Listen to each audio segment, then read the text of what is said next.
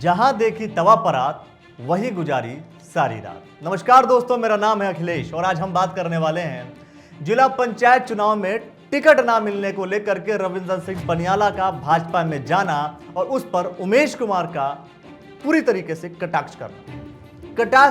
कटाक्ष के शब्द शुरू करने से पहले सबसे पहले एक स्टेटमेंट सुनाता हूं। स्टेटमेंट ये कि निशंक जी जितना मर्जी कचरा इकट्ठा कर लो, टिकट मिलने का आधार तो एचआरडी मिनिस्टर से हटाया जाना ही रहेगा। क्यों हटाया था पूरा देश जानता है। ये शब्द उमेश कुमार ने क्यों लिखे और लिखने से पहले अगर आप उनके फेसबुक प्रोफाइल पर जाकर इसके पहले वाला अगर स्टेटमेंट पढ़ेंगे तो आपको समझ में आ जाएगा। क्योंकि उमेश कुमार जी बात कर रहे हैं रविंद्र सिंह पनियाला के बीएसपी को छोड़ करके बीजेपी ज्वाइन करने की कहानी से कनेक्ट करता हुआ पूरा ये वाकया है। उन्होंने लिखा है कि ये कल तक खुले मंचों से कहते थे कि उमेश कुमार तो जीतकर भाजपा में चला जाएगा। इन्होंने तो कुछ माह पहले भाजपा से सौदा करा कि मैं बीएसपी से 7 उम्मीदवार जिताकर लाऊंगा और भाजपा का पंचायत अध्यक्ष बनाने में सहयोग करूंगा। यह ड्रामा ज्यादा दिन चला नहीं और पूरा खेल का खुलासा जल्दी हो गया। इसकी चाल पर बीएसपी ने अपना दांव खेला और इनके एक भी प्रत्याशी को टिकट नहीं दिया। उन्हें भी नहीं दिया जिनसे इन्होंने अग्रिम भुगतान प्राप्त किया हुआ था। अग्रिम भुगतान का मतलब आप समझ सकते हैं। जिस चीज को लेकर के मैंने कहा थोड़ी देर पहले, जब आपने देखा कि बसपा में टिकट के लिए पैसे देने पड़ते हैं, अन्य पार्टियों के भी यही आरोप है कि अन्य पार्टी के जो पदाधिकारी हैं वो टिकट देने से पहले भुगतान करवाते हैं, पेमेंट लेते हैं, टिकट देते हैं तो टिकट के लिए जो आपका उसका किराया होता है वो वसूलते हैं। तो ये टिकट लेकर के किराया वसूलने का जो काम है अभी तक बस कंडक्टर किया करते थे, अब पार्टी के पदाधिकारी करते हैं। वो पार्टी कोई भी हो, लेकिन ये भुगतान वाली स्थिति, पेमेंट वाली स्थिति, किराया वाली स्थिति हर एक पार्टी में कहीं ना कहीं कोई ना कोई जिक्र कर रहा होता है। उमेश कुमार जी लिखते हैं कि अपनी इज्जत बचाने के लिए भागे भागे फिर पहुंचे भाजपा के दरवाजे। किसकी बात? रविंद्र सिंह पनियाला की बात। भाजपा तो समंदर है और यहां बड़े बड़े खप गए, आप तो हो ही क्या। हरिद्वार में भाजपा अपने सबसे बड़ी गलती करने जा रही है। इस कदम से भाजपा के कई खेमे टकराव की स्थिति में आ गए हैं। कुछ का तो कहना है कि हम बड़े स्तर पर भाजपा पार्टी से इस्तीफा देंगे। कुल मिलाकर भाजपा के जो भी रणनीतिकार हैं वो लगातार आत्मघाती कदम ही उठा रहे हैं। 2022 में हरिद्वार जनपद में भाजपा की क्या स्थिति रही है ये किसी से छुपा नहीं है। दूसरी बड़ी बात यह है कि अब प्रणव सिंह चैंपियन ने अपने लिए गड्ढा खोद लिया। समझदार को इशारा काफी, आगे आगे देखो होता है क्या। जहां आप लोग सोचना बंद करते हो उससे 10 किलोमीटर आगे से हम राजनीति करना शुरू करते हैं। राजनीति में चरित्र और स्वाभिमान दोनों खत्म हो चुके हैं। ऐसे लोगों पर यह कहावत सही चरितार्थ होती है कि जहां देखी तवा परात वही गुजारी सारी रात।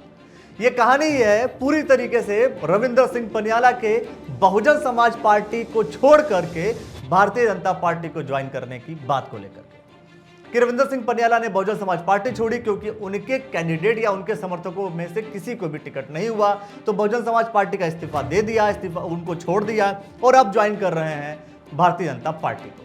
अब भारतीय जनता पार्टी अगर रविंद्र सिंह पनियाला ज्वाइन करते हैं तो कानपुर से विधानसभा में बीजेपी के खिलाफ लड़े रविंद्र सिंह पनियाला अगर वो खुद बीजेपी में चले जाते हैं तो अगला विधानसभा का चुनाव बीजेपी से कानपुर से कौन लड़ेगा। इसीलिए उमेश कुमार ने साफ तौर पर इशारा किया कि आखिर प्रणव सिंह चैंपियन के लिए क्या स्थिति होगी। क्या वो अपने लिए गड्ढा खोद रहे हैं या अपने लिए वो नुकसानदायक स्थितियां होंगी। लेकिन अगर बसपा का वो प्रत्याशी जो लगातार 10 सालों से उस पार्टी को हराने की कोशिश कर रहा हो, अगर वो भारतीय जनता पार्टी में चला जाता है तो भारतीय जनता पार्टी के वो लोग कहां जाएंगे जो लगातार रविंद्र सिंह पनियाला से अपने आप को बचा करके, अपने आप को सुरक्षित करके पार्टी को अच्छा करने की कोशिश कर रहे हैं। ये वो सवाल हैं जो कहीं ना कहीं राजनीतिक रणनीतिकारों के दिमाग में आता होगा। आखिर जो लोग हैं, जो जनता है, जनता क्या सोचती है? जनता सोचती है कि हम इस व्यक्ति के साथ हैं इस पार्टी के खातिर। अगर आप बसपा के सिपाही हैं तो बसपा के कई वोटर्स हैं जो आपके साथ दिल लगा बैठे, लेकिन आप तो भाजपा में चले गए। अब भाजपा के साथ दिल लगाकर बैठने के बाद हो सकता है किसी और पार्टी में कोई चला जाए। जैसा कि मैंने आपसे कई बार कहा कि जनता पार्टी और नेताओं के साथ दिल लगा लेती है और पार्टी और नेता दिल जनता के साथ नहीं लगाते, वो उनके साथ लगाते हैं जहां पर उनका स्वार्थ सिद्ध होता हो।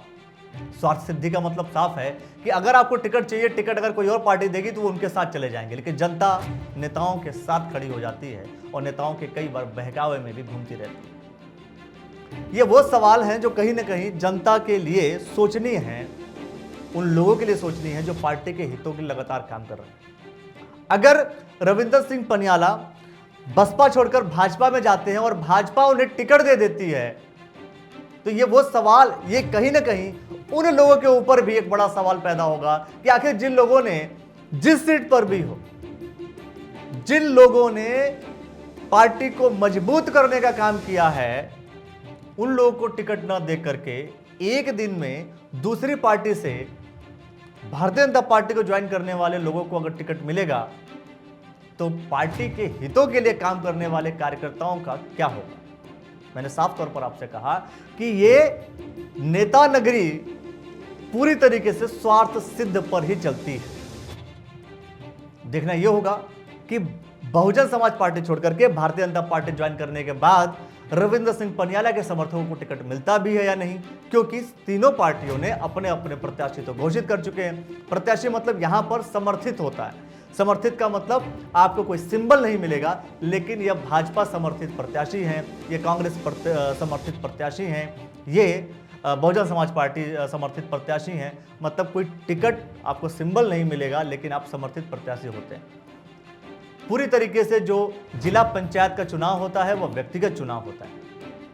वो अपने खुद की इंडिविजुअल आइडेंटिटी, खुद की पहचान, खुद के द्वारा किए गए काम पर आधारित होता है। लेकिन पार्टियों का काम है राजनीति करना। राजनीति वो आपके घरों में करेंगे, आपके गांव में करेंगे, आपके यहाँ आपके आकर के आपके दिमाग से राजनीति करेंगे। राजनीतिज्ञों का काम है राजनीति करना।